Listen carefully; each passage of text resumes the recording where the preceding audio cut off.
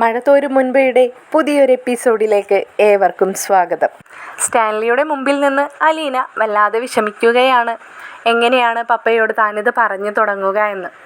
Stanley ഒരിക്കൽ കൂടി അലീനയോട് ചോദിക്കുന്നുണ്ട്, നീ എന്താണ് എന്നോട് പറയണമെന്ന് പറഞ്ഞിട്ട് എന്നെ ഇവിടെ പിടിച്ചു നിർത്തിയിരിക്കുന്നത്?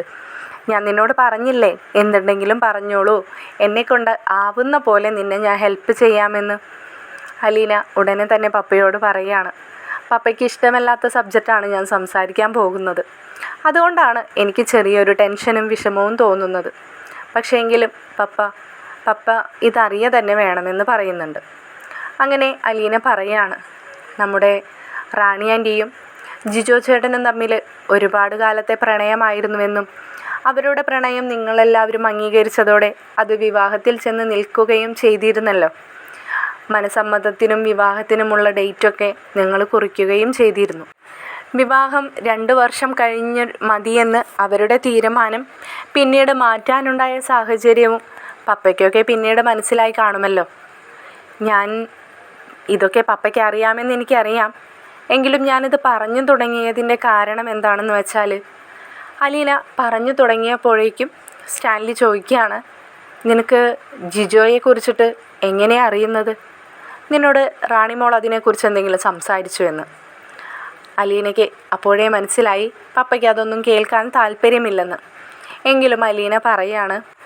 അലീന പറഞ്ഞു തുടങ്ങിയപ്പോഴേക്കും സ്റ്റാൻലി ചോദിക്കുന്നുണ്ട്, നിനക്ക് ജിജോയെക്കുറിച്ചിട്ട് എങ്ങനെ അറിയാം?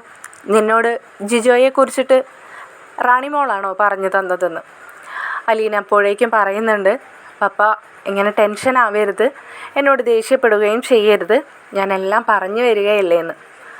ഉടനെ തന്നെ സ്റ്റാൻലി ചോദിക്കുന്നുണ്ട്, അതൊക്കെ അവൾ മറന്നിട്ടില്ല അല്ലേ? അപ്പോൾ അവൾ കുഞ്ഞിനെക്കുറിച്ച് മാത്രം ഓർത്തിട്ടല്ല അവൾക്ക് ഈ മെൻ്റലൊക്കെ വന്നത്. ഇപ്പോഴും ജിജോയെക്കുറിച്ചിട്ടാണ് അവളുടെ ചിന്ത അല്ലേ അലീന? അല്ല പപ്പ, ജിജോ ചേട്ടനെ കുറിച്ച് ആലോചിച്ചിട്ടല്ല. റാണി ആൻറ്റിയുടെ മനസ്സ് മുഴുവനും റാണി ആൻറ്റി കാരണം ഒരു കുഞ്ഞ് അനാഥാലയത്തിലാണല്ലോ, അല്ലെങ്കിൽ തൻ്റെ കൈവിട്ടു പോയല്ലോ, ആരാണെന്നും എന്താണെന്നും അറിയാതെ ഒരു കുഞ്ഞ് വളരുകയാണല്ലോ എന്ന വിഷമത്തിൽ തന്നെയാണ്. പക്ഷേ എനിക്ക് ജിജോ ചേട്ടൻ എങ്ങനെ അറിയാമെന്ന് പപ്പ ചോദിച്ചില്ലേ? ഒരു പക്ഷേ കർത്താവിൻ്റെ നിമിത്തം തന്നെ ആവാം. ഞാനിവിടെ എത്തുന്നതിന് മുമ്പേ തന്നെ നിങ്ങളെക്കുറിച്ചെല്ലാം കേട്ടിരുന്നു പപ്പ. അത് എങ്ങനെയാണെന്നല്ലേ പപ്പ ചിന്തിക്കുന്നത്? ഞാൻ പപ്പയോട് പറഞ്ഞിട്ടില്ലേ എനിക്കൊരു സഹോദരിയുള്ള കാര്യം, രേവതിക്കുട്ടി. അവൾ എറണാകുളത്തൊരു വീട്ടിലാണെന്നും ഞാൻ പപ്പയോട് പറഞ്ഞിട്ടുണ്ട്. അവളിപ്പോൾ ഉള്ളത് നമ്മുടെ ജിജോ ചേട്ടൻ്റെ അച്ഛൻ്റെയും അമ്മയുടെയും അരികിലാണ്. അതായത് മാമച്ചൻ അങ്കിളിൻ്റെയും ഗ്രേസമ്മാൻ്റെയും. സ്നേഹനികേതനത്തിൽ വന്നിട്ട് ബ്രിജിത മമ്മയുടെ കയ്യിൽ നിന്നും ദത്തെടുത്തതാണ് രേവതിക്കുട്ടിയെ. സ്റ്റാൻലി അലീന പറയുന്നതെല്ലാം ഒരു അത്ഭുതം പോലെ കേട്ട് നിൽക്കുകയാണ്. അലീന വീണ്ടും തുടരുകയാണ്, രേവതിക്കുട്ടി ഇതിനെക്കുറിച്ചൊക്കെ മുന്നേ അറിഞ്ഞിരുന്നു. അവൾ എന്നോടിതൊക്കെ പറയുകയും ചെയ്തിരുന്നു. നിങ്ങളെല്ലാവരും കൂടി മൂടി വെച്ച ആ സത്യം ഉണ്ടല്ലോ, ആ കുഞ്ഞെന്ന സത്യം, അതൊരു പക്ഷേ നിങ്ങൾക്കങ്ങനെ ഒളിപ്പിച്ചു വെക്കേണ്ട ഒരു കാര്യവും ഉണ്ടായിരുന്നില്ല.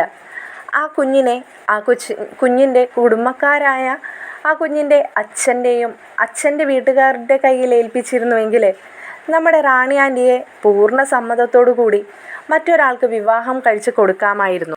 പക്ഷെ നിങ്ങളെല്ലാവരും തലതിരിഞ്ഞ ബുദ്ധിയാണല്ലോ കാണിച്ചു വെച്ചത്. ആ കുഞ്ഞിനെവിടെയോ കൊണ്ടുപോയി കളയുന്നത് പോലെ ആർക്കോ കൈവിട്ടങ്ങ് പോവുകയും ആ കുഞ്ഞിൻ്റെ അമ്മയുടെ ജീവിതം അതോടുകൂടി അവിടെ അവസാനിക്കുകയും ചെയ്തു. ഇന്നിപ്പോൾ ആ കുഞ്ഞിന് വേണ്ടിയിട്ട് അലഞ്ഞു നടക്കുകയാണ് അതിൻ്റെ അച്ഛൻ്റെ വീട്ടുകാരായ ഗ്രേസമ്മാൻ്റെയും മാമച്ചൻ അങ്കിളും. പപ്പയ്ക്ക് പറ്റിയൊരു തെറ്റുപോലെ തന്നെയല്ലേ റാണി ആൻറ്റിക്കും പറ്റിയത്? എന്നിട്ടിപ്പോൾ പപ്പ 23 വർഷങ്ങൾക്ക് ശേഷമാണ് പപ്പയുടെ മകളെ കണ്ടെത്തിയത്. എന്നാൽ റാണി ആൻറ്റിക്ക് പ്രസവിച്ച ഉടനെ തുടങ്ങി അറിയാമല്ലോ റാണി ആൻറ്റിക്ക് അങ്ങനെ ഒരു കുഞ്ഞുള്ള കാര്യം. റാണി ആൻറ്റി അതൊക്കെ മനസ്സിൽ കൊണ്ട് നടന്ന് ഒരു കല്ലിൻ്റെ ഭാരം കൊണ്ട് നടക്കുന്ന പോലെയല്ലേ ആ പാവം മനസ്സ് മുഴുവൻ ഈ ചിന്തകളായിട്ട് നടക്കുന്നത്? പിന്നെ എങ്ങനെയാണ് പപ്പ ആ മനസ്സിൽ സന്തോഷവും സമാധാനവും ഉണ്ടാവുന്നത്, ആ മനസ്സിങ്ങനെ ഉലയാതിരിക്കുന്നത് എന്നൊക്കെ അലീന ചോദിക്കുന്നുണ്ട്. അതേപോലെ തന്നെ അലീന പറയുകയാണ്, ഇതൊന്നും കൂടാതെ ഈ വീട്ടിലെ ഒരു മഹാപ്രാക്ക് പോലെയല്ലേ ആ കുഞ്ഞിൻ്റെ ഓർമ്മകൾ നിലനിൽക്കുക? ആ കുഞ്ഞിനെ കാത്ത് എറണാകുളത്ത് അതിൻ്റെ അച്ഛൻ്റെ വീട്ടുകാർ വല്ലാതെ വിഷമിക്കുന്നുണ്ട്. വേറൊന്നും കൊണ്ടല്ല, അവർക്ക് അവരുടേതായിട്ടെന്ന് ഓർക്കാനും അവരുടെ മകൻ്റെ ഓർമ്മകളെ കൊണ്ടു നടക്കാനും കർത്താവ് കൊടുത്തതല്ലേ ആ കുഞ്ഞിനെ. ഇന്ന് ആ കുഞ്ഞിനെ അവർക്ക് കൈമോശം വന്ന് സംഭവിച്ചിരിക്കുന്നു. അത് നമ്മൾ കാരനാണ്. അതുകൊണ്ടാണ് ഞാൻ പപ്പയോട് പറയുന്നത്, പപ്പയെങ്കിലും ഈ കാര്യത്തിൽ മുൻപിൽ നിന്നിട്ട് ആ കുഞ്ഞിനെ കണ്ടെത്താൻ സഹായിക്കണമെന്ന്. ഒരിക്കൽ എന്നോട് ചെയ്ത പാപത്തിനും കൂടി അതൊരു പ്രായശ്ചിത്തമായിരിക്കും പപ്പ എന്ന് അലീന പറയുകയാണ്. ഇതെല്ലാം കേൾക്കുമ്പോൾ സ്റ്റാൻലിയുടെ മനസ്സാകെ സങ്കടപ്പെടുകയാണ് കേട്ടോ. അപ്പോൾ സ്റ്റാൻലി അലീനയോട് ചോദിക്കുന്നുണ്ട്, ഞാൻ എന്ത് വേണമെന്നാണ് നീ ഈ പറയുന്നതെന്ന്. അത് ചോദിച്ചതോടുകൂടി അലീനയുടെ മനസ്സിൽ വല്ലാത്ത സമാധാനം തോന്നുകയാണ്. പപ്പ തനിക്ക് വേണ്ടിയിട്ടും ആ കുഞ്ഞിന് വേണ്ടിയിട്ടും എന്തെങ്കിലുമൊക്കെ ചെയ്യാമെന്നുള്ള തീരുമാനത്തിൽ എത്തിയിരിക്കുകയാണെന്ന്. അങ്ങനെ അലീന പപ്പയോട് പറയുന്നുണ്ട്, പപ്പ ആ കുഞ്ഞിനെ കണ്ടെത്താൻ എന്നെ സഹായിക്കണം. എന്നെ എന്നല്ല, ഞങ്ങളെ സഹായിക്കണം, രേവതിക്കുട്ടിയെയും എന്നെയും. ഞങ്ങൾ ആ കുഞ്ഞിൻ്റെ പിറകെ നടക്കാൻ തുടങ്ങിയിട്ട്, ഞങ്ങളെന്ന് പറയുന്നില്ല, ആ ടോണിച്ചേട്ടൻ ആ കുഞ്ഞിനെ കണ്ടെത്താൻ ശ്രമിക്കാൻ തുടങ്ങിയിട്ട് ഒരുപാട് നാളായി.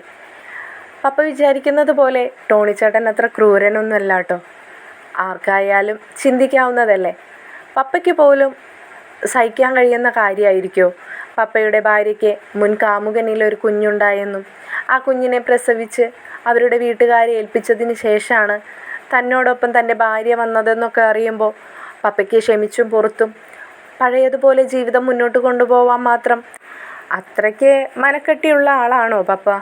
എനിക്ക് തോന്നുന്നില്ല. അതുപോലെ തന്നെയല്ലേ ടോണിച്ചേട്ടൻ്റെ കാര്യവും.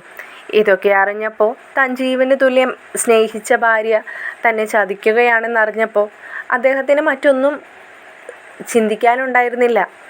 ഭാര്യയെ ഉപേക്ഷിച്ച് അവളുടെ വീട്ടിൽ കൊണ്ടുവന്നാക്കി തനിക്ക് ഒരു സ്വസ്ഥത തേടുക എന്നതായിരുന്നു അദ്ദേഹം ചിന്തിച്ചു കൂട്ടിയത്. പക്ഷെ ഒരു കാര്യം ചിന്തിക്കണം പപ്പ, ആൻറ്റി എവിടെ കൊണ്ടുവന്നാക്കിയതിന് ശേഷം അദ്ദേഹത്തിൻ്റെ മനസ്സിൽ നിന്നും ആൻറ്റി പോയിട്ടില്ല. അങ്ങനെ സംഭവിച്ചിരുന്നുവെങ്കിൽ ഇന്ന് അദ്ദേഹം മറ്റൊരു കുടുംബവുമായിട്ട് സന്തോഷത്തോടു കൂടി തന്നെ ജീവിച്ചേനെ എന്നൊക്കെ അലീന തൻ്റെ പപ്പയെ പറഞ്ഞ് മനസ്സിലാക്കുകയാണ്. അതോടൊപ്പം അലീന പറയുന്നുണ്ട്, നമുക്ക് ആ കുഞ്ഞിനെ കണ്ടെത്തി മാമച്ചൻ അങ്കിളിനും ഗ്രേസ് ആൻറ്റിക്കും കൊടുക്കുന്നതിനോടൊപ്പം തന്നെ ടോണിച്ചേട്ടനെ കണ്ട് സംസാരിച്ച് ഇവർ തമ്മിലുള്ള പ്രശ്നങ്ങളൊക്കെ സോൾവ് ആക്കണം. ആൻറ്റിയോടും സമാധാനത്തോടു കൂടി തന്നെ ആൻറ്റിയുടെ ലാലിച്ചൻ തന്നെ പറഞ്ഞ് മനസ്സിലാക്കണം. കുഞ്ഞിനെ ഇടയ്ക്ക് പോയി കാണാനുള്ള സമ്മതം മേടിച്ചു കൊടുക്കണം. എന്നിട്ട് റാണി ആൻറ്റിയെ ടോണിച്ചേട്ടനെ ഏൽപ്പിച്ചു കൊടുക്കുകയും വേണം. അവർ സന്തോഷമായി ജീവിക്കട്ടെ. കുഞ്ഞിൻ്റെ അച്ഛൻ്റെ വീട്ടിലും സുഖമായി ജീവിക്കട്ടെ. ചാച്ചൻ ഉദ്ദേശിക്കുന്ന പോലെ ഒന്നുമല്ല. അവർ എറണാകുളത്ത് നല്ല തറവാട്ടുകാരും അത്യാവശ്യം സ്വത്തും പണവും ഒക്കെ ഉള്ളവർ തന്നെയാണ്. ആ കുഞ്ഞ് അത്രയൊക്കെ സമ്പന്നതയിൽ വളരേണ്ട ആ കുഞ്ഞ് ഇന്ന് ഏതോ അനാഥാലയത്തിൽ ഒരു നേരത്തെ ഭക്ഷണത്തിന് വേണ്ടിയിട്ട് ആ പ്ലേറ്റും പിടിച്ച് ഒരു ക്യൂവിലൊക്കെ നിൽക്കുന്ന ചിന്തിക്കാൻ പോലും പപ്പയ്ക്ക് കഴിയുന്നുണ്ടോ? അതാണ് പപ്പ അനാഥത്വം. അലീനയുടെ ആ വാക്കുകൾ തീരുന്നതോടൊപ്പം തന്നെ അവളുടെ കണ്ണുകൾ നിറഞ്ഞൊഴുകാൻ തുടങ്ങി. അതോടൊപ്പം തന്നെ അലീന സ്റ്റാൻലിയോട് പറയുന്നുണ്ട്, ഇന്നും ഞാനും രേവതിക്കുട്ടിയും മറ്റൊരു വീട്ടിൽ കഴിയുമ്പോൾ ഞങ്ങളുടെ ഒരു അനുജത്തി കുഞ്ഞ് മറ്റൊരു അനാഥാലയത്തിൽ വളരുന്നുണ്ട്. അവിടുത്തെ കാര്യങ്ങളൊക്കെ ഞങ്ങളെ കൊണ്ടാവുന്നത് പോലെ നോക്കുന്നുണ്ടെങ്കിലും അവളൊരു അനാഥാലയത്തിലാണല്ലോ എന്ന വിഷമം ഞങ്ങൾക്കുണ്ട്.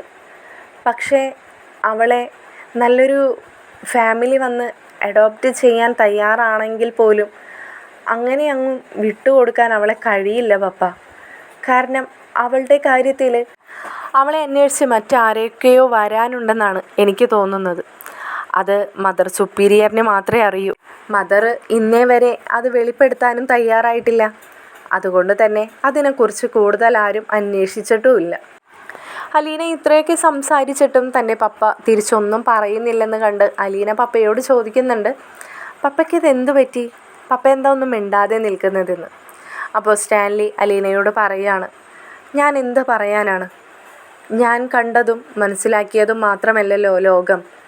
ഞാൻ വിശ്വസിച്ചിരുന്നു ഞാനൊരു പട്ടാളക്കാരനായതുകൊണ്ട് തന്നെ ഒരുപാട് രാജ്യവും രാജ്യക്കാരെയും ഒക്കെ കണ്ടു മനസ്സിലാക്കിയും മുന്നോട്ട് പോയിട്ടുള്ള ഒരാളാണ് ഞാനെന്ന്. സ്വയം ഒരു പക്ഷേ ഞാൻ അതിനെക്കുറിച്ച് ആലോചിച്ച് അഹങ്കരിച്ചിട്ടുമുണ്ടാകാം. പക്ഷെ നീ ഈ പറഞ്ഞത് വളരെ സത്യം തന്നെയാണ് അലീന. നമുക്ക് വേണ്ടി ഒന്ന് ചോദിക്കാനും പറയാനും ആരുമില്ലാതെയുള്ളൊരു ലോകം. അതെ, അതാണല്ലോ അനാഥത്വം. എന്നോട് ക്ഷമിക്കണം അലീന. ഞാൻ അറിഞ്ഞുകൊണ്ടല്ല നിന്നെ ഒരു അനാഥാലയത്തിലേക്ക് തള്ളിവിട്ടത്. അത് കേൾക്കുമ്പോൾ അലീന പറയുന്നുണ്ട്, പപ്പ, ഞാൻ ഒരു 10-23 വയസ്സുള്ള ഒരു പെൺകുട്ടിയാണ്. പപ്പ അതൊന്നും ഇനി എനിക്ക് പറഞ്ഞു തരണമെന്നില്ല. അതാണ് ഞാൻ പപ്പയോട് പറഞ്ഞത്. ഇതിനെല്ലാം കൂടിയും വേണ്ടി എനിക്ക് പപ്പ ചെയ്തു തരേണ്ടത് ആ കുഞ്ഞിനെ കണ്ടെത്തി ആ കുഞ്ഞിൻ്റെ വീട്ടുകാർക്ക് അതിനെ ഏൽപ്പിച്ചു കൊടുക്കുക എന്നതാണ്. അതിന് പപ്പ എന്നോടൊപ്പം നിൽക്കില്ലേ എന്ന് ചോദിക്കുകയാണ്. അപ്പോൾ അലീനയുടെ കൈകൾ അദ്ദേഹത്തിൻ്റെ കൈകളിൽ ചേർത്ത് പിടിച്ചുകൊണ്ട് പറയുന്നുണ്ട്, ഇന്നു മുതൽ നിങ്ങൾ ചെയ്യുന്ന ആ കുഞ്ഞിനെ കണ്ടെത്താൻ നിങ്ങൾ ചെയ്യുന്ന ഓരോ മാർഗത്തിലും അതിന് മുമ്പിൽ തന്നെ നിൻ്റെ ഈ പപ്പയുണ്ടാകുമെന്ന്. ഇത് കേൾക്കുമ്പോൾ അലീനയ്ക്ക് വളരെ സന്തോഷം തോന്നി. അദ്ദേഹത്തെ അലീന കെട്ടിപ്പിടിക്കുന്നുണ്ട്. അതോടൊപ്പം അലീന പപ്പയോട് ചോദിക്കുകയാണ്, പപ്പ, ഒരു കാര്യം കൂടിയും ചോദിച്ചാൽ പപ്പ എനിക്കൊപ്പം നിൽക്കുമോ എന്ന്. അലീന അവളുടെ ആ ചോദ്യം കേട്ട് സ്റ്റാൻലി ചോദിക്കുന്നുണ്ട്, ഇനിയിപ്പോൾ എന്താണാവോ നിനക്ക് വേണ്ടത്? മറ്റൊന്നുമല്ല, അന്നിവിടെ നമ്മുടെ രേവതിക്കുട്ടിയും മാമച്ചൻ അങ്കിളും ഗ്രേസമ്മാൻ്റിയും ഒക്കെ വന്നപ്പോൾ ആദ്യത്തെ വട്ടം ഇവിടെ വേറെ ആരും ഉണ്ടായിരുന്നില്ലെന്നാണ് എന്നോട് രേവതിക്കുട്ടി പറഞ്ഞത്. ആൻസി ആൻറ്റി അവരെ വളരെ സ്നേഹപൂർവ്വം തന്നെയാണ് ഇവിടെ വിളിച്ച് കയറ്റിയിരുത്തിയതും അവർക്ക് കോഫിയൊക്കെ നൽകിയതും. പക്ഷേ ടോണിച്ചേട്ടനൊപ്പം വന്നപ്പോൾ വളരെ മോശം സിറ്റുവേഷൻ ആയിരുന്നല്ലോ ഇവിടെ ഉണ്ടായത്. അതുകൊണ്ട് തന്നെയാണ് അവർക്ക് പിന്നീട് ഇവിടെ വരാൻ അത്ര ധൈര്യം ഇല്ലാതെ പോയത്. എന്നോടൊപ്പം പപ്പ ഒന്ന് വരാമോ നമ്മുടെ മാമച്ചൻ അങ്കിളിനെ കാണാൻ? അങ്കിളിനത് വളരെ സന്തോഷമാവും. അങ്കിൾ വിചാരിക്കുന്നത് പോലെയല്ല, വളരെ സാധുക്കളാണ്. ആരുമില്ല അവർക്ക്. ഒരു മകളുള്ളത് ഇറ്റലിയിൽ സിസ്റ്ററായിട്ട് വർക്ക് ചെയ്യാണ്. പിന്നെ ഒരു മകനുണ്ടായിരുന്നതിലാണ് അവരൊരുപാട് സന്തോഷങ്ങളും അവരുടെ മുത്തശ്ശൻ മുത്തശ്ശി എന്ന ഭാവി ജീവിതമൊക്കെ കണ്ട് മുന്നോട്ട് പോയിക്കൊണ്ടിരുന്നത്. ഒറ്റ ശ്വാസത്തിൽ പറഞ്ഞു തീർക്കുന്നത് പോലെയല്ലേ പപ്പ ആ ജീവിതങ്ങളൊക്കെ തട്ടിത്തെറിപ്പിച്ച പോലെ ആയിപ്പോയത്. പക്ഷേ കർത്താവ് അവർക്കൊരു കൂട്ടായിട്ടായിരിക്കില്ലേ ആ ജിജോ ചേട്ടൻ്റെ കുഞ്ഞിനെ നമ്മുടെ റാണി ആൻറ്റിക്ക് നൽകിയത്. അപ്പോൾ അവർ നമ്മുടെ ബന്ധുക്കളല്ലേ. അതുകൊണ്ടാണ് ഞാൻ പപ്പയെ വിളിക്കുന്നത്. നമുക്കൊന്ന് പോയി കാണാം. എനിക്ക് എൻ്റെ രേവതിക്കുട്ടിയെയും കാണാം. ഒരു പക്ഷേ ചാച്ചൻ അവിടെ ചെല്ലുമ്പോൾ അവർക്കെല്ലാവർക്കും വളരെ സന്തോഷമാവും എന്നൊക്കെ പറയുന്നുണ്ട്. ഇതേ സമയം ഇവർ സംസാരിച്ചു കൊണ്ട് നിൽക്കുന്നത് കേട്ടുകൊണ്ട് അവിടേക്ക് രോഹിത്ത് വരികയാണ്. അപ്പോൾ രോഹിത്ത് ഇവരോട് ചോദിക്കുന്നുണ്ട്, എവിടെ പോകുന്ന കാര്യമാണ് പപ്പയും മകളും കൂടി സംസാരിച്ച് നിൽക്കുന്നതെന്ന്. അപ്പോൾ രോഹിത്തിനോടായിട്ട് സ്റ്റാൻലി പറയുന്നുണ്ട്, ഏയ് ഒന്നുമില്ലടാ, അത് ചുമ്മാ ഞങ്ങളിങ്ങനെ എവിടെയെങ്കിലും ഔട്ടിങ്ങിന് പോണ കാര്യമാണെന്ന് സ്റ്റാൻലി നുണ പറയാൻ ശ്രമിക്കുമ്പോൾ അലീന പറയുന്നുണ്ട്, പപ്പ അവനെല്ലാം അറിയാം. അവന് ജിജോ ചേട്ടനെ അറിയാം, രേവതിക്കുട്ടിയെയും അറിയാം, നമ്മുടെ ഗ്രേസമ്മാൻ്റിയെയും മാമച്ചായനെയും ഒക്കെ അറിയാം. ഞങ്ങളാരും ജിജോ ചേട്ടനെ കണ്ടിട്ടില്ലെങ്കിലും ജിജോ ചേട്ടൻ ജനിച്ചപ്പോൾ മുതൽ മരണം വരെയുള്ള കഥകളൊക്കെ ഗ്രേസമ്മാൻ്റി പറഞ്ഞ് ഞങ്ങൾക്കെല്ലാവർക്കും അറിയാമെന്ന്. അപ്പോഴാണ് സ്റ്റാൻലിക്ക് മറ്റൊരു സംശയം തെളിഞ്ഞു വന്നത്. സ്റ്റാൻലി അപ്പോൾ അലീനയോടായി ചോദിക്കുന്നുണ്ട്, അല്ല, ഞാനൊരു കാര്യം ചോദിച്ചോട്ടെ, നിങ്ങളറിയുന്ന ജിജോ ചേട്ടൻ തന്നെയാണ് നമ്മുടെ റാണി ആൻറ്റിയുടെ കുഞ്ഞിൻ്റെ അച്ഛനെന്നൊക്കെ നിങ്ങളെങ്ങനെയാണ് ഇത്രയ്ക്ക് കണക്റ്റായിട്ട് പറയാനും അറിയാനും കഴിഞ്ഞതെന്ന്. അലീനയും രോഹിത്തും പരസ്പരം മുഖത്തോട് മുഖം നോക്കുന്നുണ്ട്. നമ്മൾ റാണി ആൻറ്റിക്ക് കൊടുത്തൊരു വാക്കുണ്ട്, റാണി ആൻറ്റിയുടെ കയ്യിൽ ആ ആൽബമുള്ള കാര്യം ആരോടും പറയില്ലെന്ന്. പക്ഷേ നമ്മുടെ വരുതിക്ക് ഇപ്പോൾ പപ്പ വന്ന സ്ഥിതിക്ക് അത് പറയുന്നതിലും തെറ്റില്ലെന്ന് അലീനയ്ക്ക് മനസ്സിലാവാണ്. അലീന ഉടനെ തന്നെ സ്റ്റാൻലിയുടെ അരികിലേക്ക് ചേർന്ന് നിന്നുകൊണ്ട് അദ്ദേഹത്തിൻ്റെ കൈകളൊക്കെ ഇങ്ങനെ തൻ്റെ കയ്യിലേക്ക് പിടിച്ച് ഇങ്ങനെ വളരെ സോഫ്റ്റായിട്ട് അലീന പറയുകയാണ്, ചാച്ചാ, അത് പിന്നെ നമ്മുടെ റാണി ആൻറ്റിയുടെ കയ്യിലെ ഒരാൽബമുണ്ട്, പഴയ ആൽബമാണ്. അതിൽ റാണി ആൻറ്റിയും ജിജോ ചേട്ടനും ഒക്കെ ഒരുമിച്ച് നിൽക്കുന്ന ഫോട്ടോസും റാണി ആൻറ്റിയുടെ കോളേജ് ടൈമിലെ കുറേ ഫോട്ടോസുകളും പിന്നെ ഫാമിലി ഫോട്ടോസും ഒക്കെ ഉണ്ട്. അതിൽ നിന്ന് ജിജോ ചേട്ടൻ്റെ ഫോട്ടോ കണ്ടു. അങ്ങനെയാണ് ഞങ്ങൾക്ക് മനസ്സിലായത്. ഞങ്ങളിത് ഗ്രേസമ്മാൻ്റിയുടെ വീട്ടിൽ പോയപ്പോഴും കണ്ടിട്ടുണ്ടല്ലോ. പക്ഷേ ഗ്രേസമ്മാൻ്റിയുടെ മുറിയിൽ റാണി ആൻറ്റിയുടെ ഫോട്ടോയും ഞങ്ങൾ കണ്ടിട്ടുള്ളതാ. പക്ഷേ റാണി ആൻറ്റിയെ കണ്ടപ്പോൾ ഞങ്ങൾക്ക് ഒരു മുഖച്ഛായയൊന്നുമല്ല തോന്നിയത്. അതുകൊണ്ടായിരിക്കാം ഞങ്ങൾക്ക് മനസ്സിലാവാതെ പോയതെന്നൊക്കെ അലീന പറയുകയാണ്. പക്ഷേ ജിജോ ചേട്ടൻ്റെ ഫോട്ടോ കണ്ടപ്പോൾ ഞങ്ങൾക്ക് മനസ്സിലായി. അങ്ങനെയാണ് ഞാൻ രേവതിക്കുട്ടിയെ വിളിച്ച് സംസാരിച്ചതും. പിന്നെ രേവതിക്കുട്ടി പറഞ്ഞ അതേ കഥകളൊക്കെ തന്നെ ഇവിടെ റാണി ആൻറ്റി ഇന്ന് ഞങ്ങളോടും പറഞ്ഞു എന്നൊക്കെ പറയുന്നുണ്ട്. പക്ഷേ സ്റ്റാൻലിക്ക് റാണിയുടെ കയ്യിൽ അങ്ങനെ ഒരു ആൽബം ഉള്ളത് അറിഞ്ഞപ്പോഴോ കേട്ടപ്പോഴോ അങ്ങനെ ഒരു ഷോക്കൊന്നും ആയില്ല. പക്ഷേ സ്റ്റാൻലി അലീനയോട് പറയുന്നുണ്ട് അവളുടെ കയ്യിൽ അങ്ങനെ ഒരു ആൽബം ഉള്ള കാര്യം ഇവിടെ ചാച്ചനെങ്ങാനും അറിഞ്ഞാൽ അതപ്പം തന്നെ മേടിച്ച് നശിപ്പിച്ച് കളയും. ചാച്ചനും ആൽബർട്ടും ഒക്കെ അങ്ങനെയുള്ളൊരു സ്വഭാവക്കാരാണ്. അവരുദ്ദേശിക്കുന്നത് മാത്രമായിരിക്കണം അവളുടെ കാര്യത്തിൽ നടക്കുക എന്നൊക്കെ അലീന പറയുന്നുണ്ട്. അവരങ്ങനെയൊക്കെ കാട്ടിയാണല്ലോ ഇപ്പോൾ റാണി ആൻറ്റിയുടെ ഈ അവസ്ഥയ്ക്ക് കാരണമായതെന്നൊക്കെ. സ്റ്റാൻലി അലീനയോടായിട്ട് പറയുന്നുണ്ട്, നീയായിട്ട് അതിനെക്കുറിച്ച് ഇനി ആരോടും ഒന്നും പറയാൻ പോണ്ട. ഇപ്പോൾ ഇങ്ങനെയാണോ മുന്നോട്ട് പോകുന്നത് അതുപോലെ തന്നെ പോട്ടെ. കുഞ്ഞിനെ നമ്മൾക്ക് കണ്ടെത്തിയതിന് ശേഷം നമുക്കെന്ത് വേണമെന്ന് ആലോചിക്കാമെന്ന് സ്റ്റാൻലി പറയുകയാണ്. അപ്പോൾ സ്റ്റാൻലിയോട് അലീന ചോദിക്കുന്നുണ്ട്, പക്ഷേ പപ്പ കുഞ്ഞിനെക്കുറിച്ച് അറിയാവുന്നത് ഇവിടെ ചാച്ചനൊക്കെയല്ലേ? അവർ അത് നമ്മളോട് പറയാതെ ഏത് വഴിക്ക് നമ്മൾ അന്വേഷിച്ച് പോകുമെന്ന്. അപ്പോൾ സ്റ്റാൻലി അലീനയോടായി പറയുന്നുണ്ട്, എനിക്ക് മാത്രമായിരിക്കാം കുഞ്ഞിനെക്കുറിച്ചുള്ള ഡീറ്റെയിലിംഗ് ആയിട്ടുള്ള കാര്യങ്ങൾ അറിയാതെ പോയിരിക്കുന്നത്. ഇവിടെ ആ റോബർട്ട് എന്ന് പറയുന്നവന് ഒരുവിധം കാര്യങ്ങൾ ഒരു പക്ഷേ അറിയാമായിരിക്കും. അവൻ എപ്പോഴും ചാച്ചൻ്റെ പിന്നാലെ തന്നെയാണല്ലോ. ചാച്ചൻ പറയുന്നത് കേട്ട് ചാച്ചൻ്റെ കാര്യങ്ങൾക്കൊക്കെ അവൻ ഒത്താശയും ചെയ്തു കൊടുക്കാറുണ്ട്. കാര്യം ശരി, ചാച്ചൻ എല്ലാ കാര്യങ്ങളും വളരെ കൃത്യമായിട്ട് നല്ല രീതിക്കും തന്നെയാണ് മുന്നോട്ട് കൊണ്ടുപോയിട്ടുള്ളത്. പക്ഷേ ചാച്ചന് നമ്മുടെ റാണിമോളുടെ കാര്യത്തിൽ മാത്രം എന്തോ ഇവിടെയോ പിഴച്ചിരുന്നു. അതാണ് ഇനി നമ്മൾ കണ്ടെത്തേണ്ടത്. റോബർട്ടിന് എൻ്റെ ഒരു മിലിറ്ററി കുപ്പിയിൽ അവനെ ഒതുക്കാൻ പറ്റുമെന്ന് ഞാനൊന്ന് നോക്കട്ടെ എന്ന് സ്റ്റാൻലി പറയുകയാണ്. രോഹിത്തിൻ്റെ മനസ്സിൽ കിടന്ന് കുറച്ച് സംശയങ്ങൾ ഇങ്ങനെ നിഴലിച്ചുകൊണ്ടിരിക്കുകയായിരുന്നു. അവനൊന്നും മനസ്സിലാവാത്ത പോലെ അലീനയോട് ചോദിക്കുകയാണ്, ചേച്ചി അപ്പോൾ കുറച്ച് മുമ്പ് പപ്പയും ചേച്ചിയും കൂടി എവിടെ പോകുന്ന കാര്യമാണ് പറഞ്ഞത്? ഓ, നീ അത് കേട്ടായിരുന്നോ? അല്ല, നിങ്ങളെവിടെയോ പോകുന്ന കാര്യം പറയുന്നത് കേട്ടേ. എനിക്കാണെങ്കിൽ നിങ്ങൾക്കൊപ്പം യാത്ര ചെയ്യാനും നല്ല ഇഷ്ടമുണ്ട്. നിങ്ങൾ രേവതിയെ അല്ല മാമച്ചൻ അങ്കിളുടെ വീട്ടിൽ പോകണമെന്നാണോ പറഞ്ഞത്? മോനെ വേണ്ട, നീ നാളെ തന്നെ ഇവിടെ നിന്ന് സ്ഥലം കാലിയാക്കിക്കോ. നിന്നെ ഞാനേ നമ്മുടെ അച്ഛൻ്റെ വീട്ടിൽ വന്ന് കണ്ടോളാം. നീ ഇപ്പോൾ തൽക്കാലം അങ്ങനെ ഓസിക്ക് രേവതിക്കുട്ടിയെ കാണാനായിട്ട് എൻ്റെ കൂടെ വരാൻ നിൽക്കണ്ട. അല്ലെങ്കിൽ തന്നെ നിങ്ങളുടെ കാര്യം പറഞ്ഞിട്ട് എനിക്കൊരു സമാധാനവുമില്ലാത്ത അവസ്ഥയാണെന്ന് നിനക്കറിയാലോ. അച്ഛൻ എന്നോട് ഇതുവരെ ഒന്നും ചോദിച്ചില്ല എന്നേ ഉള്ളൂ. എനിക്കറിയാം അച്ഛൻ്റെ മനസ്സിൽ അങ്ങനെ ഒരു ചോദ്യം എന്നോട് ചോദിക്കാൻ കിടപ്പുണ്ടെന്ന്. പിന്നെ അമ്മയുടെ കാര്യം, നിന്നോടമ്മ പൂർണ്ണമായിട്ടും അത് പറഞ്ഞു തീർത്തിട്ടുള്ള കാര്യം തന്നെയാണ്. രേവതിക്കുട്ടിയും നീയും തമ്മിലുള്ള കാര്യങ്ങളൊന്നും തന്നെ നടക്കാൻ പോകുന്നില്ലെന്ന്. വെറുതെ എൻ്റെ കുഞ്ഞിനെ വിഷമിപ്പിച്ചാലുണ്ടല്ലോ രോഹിത്തെ, നല്ല അടി കിട്ടും നിനക്ക് എൻ്റെ അടുത്തുനിന്ന് വളരെ കർശനമായിട്ട് തന്നെ അലീന പറയാണ്. രോഹിത്ത് കെഞ്ചി നോക്കുകയാണ് അലീനയുടെ അരിയത്ത്. എന്തിനാണ് ചേച്ചി, പ്ലീസ്, ഞാൻ ബാംഗ്ലൂർ പോകുന്ന കാര്യം അവളോട് ഞാൻ പറഞ്ഞിരുന്നതാണ്. എങ്കിലും മാമച്ചൻ അങ്കിളിൻ്റെയും ഗ്രേസമ്മാൻ്റെയോടും ഒന്ന് നേരിട്ട് ചെന്ന് ഞാൻ യാത്ര പോകുന്ന കാര്യം ഒന്ന് പറയുകയും ചെയ്യാം. അന്ന് അവരെ വീട്ടിൽ പോയിട്ട് അമ്മ കാണിച്ച അലമ്പിനൊക്കെ ഒരു സോറിയും കൂടിയും പറയാലോ എന്നൊക്കെ രേവതിക്കുട്ടിയുടെ മുമ്പിൽ കെഞ്ചി നോക്കുകയാണ് രോഹിത്ത്.